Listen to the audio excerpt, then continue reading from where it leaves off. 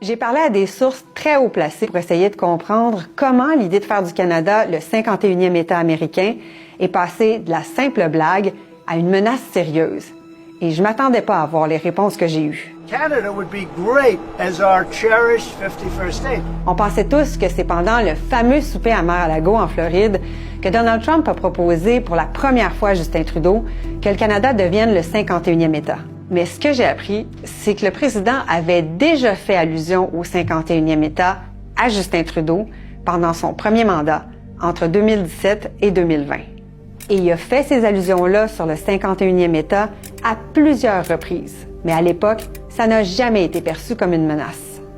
Quelques jours après le souper à Mar-a-Lago, les déclarations du président Trump se sont succédées sur les réseaux sociaux. Arrive le 1er février. Les États-Unis confirment que des tarifs de 25 % vont être imposés sur certains produits en provenance du Canada. Justin Trudeau annonce que le Canada va riposter, la guerre commerciale est déclenchée. Les deux dirigeants s'appellent 2 jours plus tard, le 3 février. Ils vont se parler à 2 reprises cette journée-là. Normalement, des appels comme ça, c'est ultra confidentiel. Mais j'ai parlé à des témoins directs qui m'ont rapporté le contenu de ces conversations. Quand Justin Trudeau demande comment régler l'enjeu des tarifs, le président le prend de court. Il lui demande s'il connaît l'existence d'un obscur traité de 1908 qui lie les deux pays.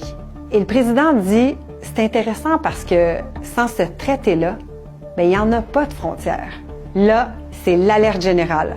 Pour la première fois, le président et sa garde rapprochée ont mis en mots les moyens qu'ils pourraient utiliser pour s'attaquer à la souveraineté territoriale du Canada.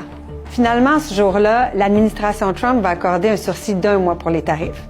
Mais la guerre commerciale va reprendre 1 mois plus tard.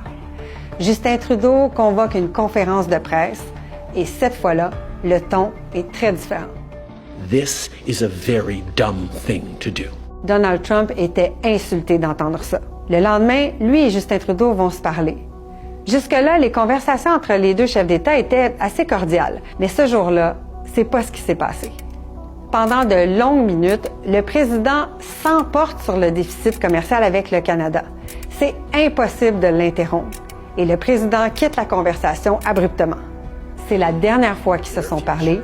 Justin Trudeau a quitté la vie politique dans les jours qui ont suivi. Merci, mes amis. Merci pour tout. Mais il faut pas croire que le président Trump a mis de côté ses intentions expansionnistes. C'est devenu ça, la trame de fond de la campagne électorale fédérale.